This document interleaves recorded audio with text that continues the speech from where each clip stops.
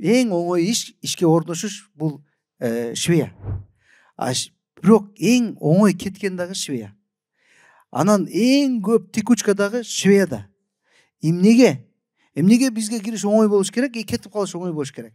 Маселе жетекчиде.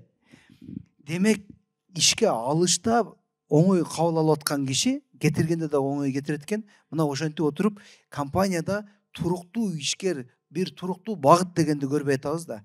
Компанияга келгенде жок дегенде жет атаңызды сурабасаң дагы каяктан келгенин сурап, кандай көйгөйлөрү бар, кандай максаттары бар, кыялдары бар, эмнеге жетишкиси келет, же болбосо дагы биз сени менен бир узак жолго чыксак деп мындай бир тестирлөө иштерин жүргүзүп, адам менен бир адамча мамиле кылып, анда сени менен биз узак бир пландарды түзөйлү кел деп, бул ишенимди берип, анан кийин ишке кирип баштаса, бул адам дагы кетип атканда, кое тур, мына суроолорго жооп бере элекмин эле.